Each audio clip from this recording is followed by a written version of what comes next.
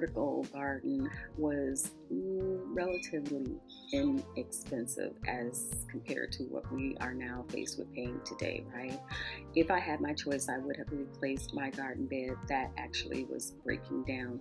However, with future plans, it was not reasonable for us to do that. So I found this and I figured this will do until those future plans come to fruition. I'm starting out by taking out the railings that make up the base of the vertical garden, and these bags are numbered. I went in looking for 9, and there were like 3 bags, I believe, that are labeled number 6. I was going to take it out, but I'm going to leave some of that in because I'm trying to look for 9 and not paying attention at all to the illustration that clearly marks the actual planter boxes are number 9. Let's get these on top of here first. 6 right there. And then it is a little confusing. I guess maybe there's a bunch of 6s or 9s. I don't know which of the two. Here's a little tool that they give you.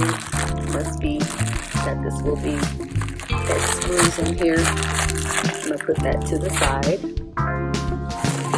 Again, here is 2. Looks to be one of the side railing parts of the raised bed. And then here is 1. So I don't know what I can get out first. This is the railing trellis little thing, I guess, rather.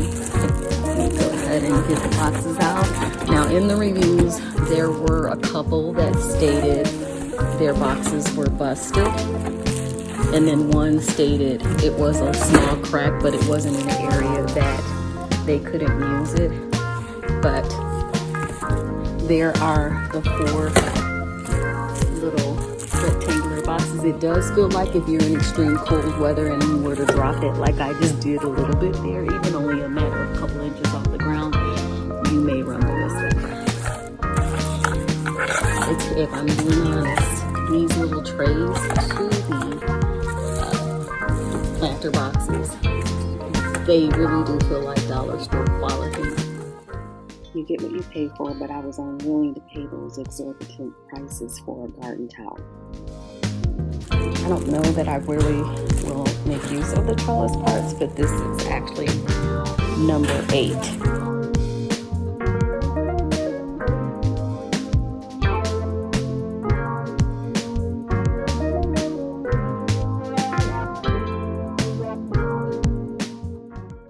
To do a voice over here. I was watching something and music came on, so we all know about the copyright stuff. So I just want to indicate here that I have 1/2 inch and long inch and 1 inch hex head screws. They do provide you with the Allen wrench I'm showing there, and they provide you with a typical little mini wrench as well, because there's only 2 of these. Are these lug nut caps? I don't know what you call those, but that's what they give you there. And then you also have 4 of the little adjustable feet that you can put on the bottom of the actual vertical garden.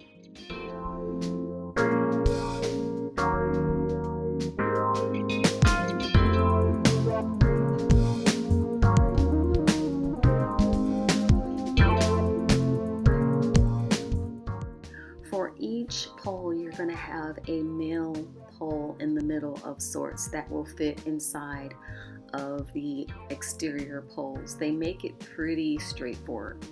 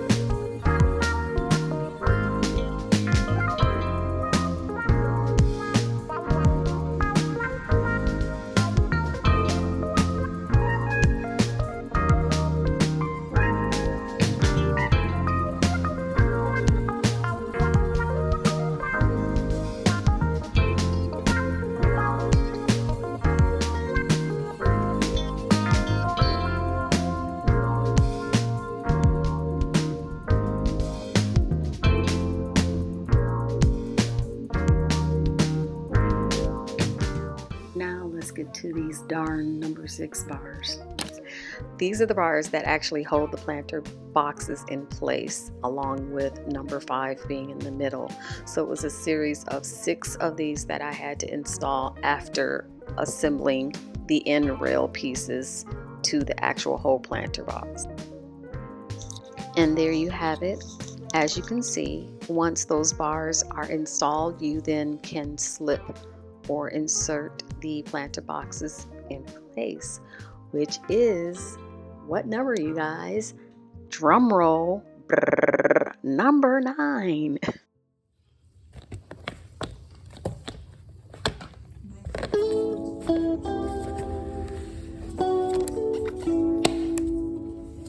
all put together.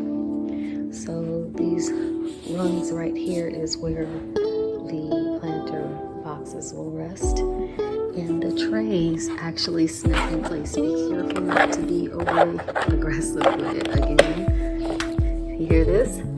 It snaps in place. The planter boxes are also slotted at the bottom, which allows for you to get proper drainage. Also, you have easy watering areas on each end of each planter box.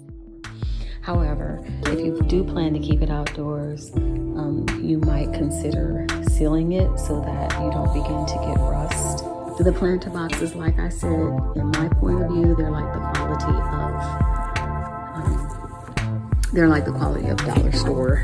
They do have the number 5 recycling number in there. If I'm not mistaken, they say if you're planting vegetables, number 5, and there's another number. I don't know what the other number is. You'll have to do your own research, but supposedly number 5 is safe for food, vegetables, and whatnot that you're wanting to grow. In the illustration, when you're looking at this item here, it makes it look like the trays are separate, but they are not. They snap in place, and then they also fit right here where the lip of the planter box rests on the hole or rung, if you will. And this concludes my assembly of my OYEAL vertical garden. Now, I had to get this because I was in dire straits of sorts and I did not want to lose all my plants. Some of them are still in shock, but it's working out for me. And this is a temporary solution. But if you have an area where you really want to grow small plants and flowers, I think that this will work. Just keep in mind to secure it very well because it can get top heavy. If you guys enjoyed this video, show it by giving me a thumbs up, and why not go ahead and subscribe. Take care. Bye-bye.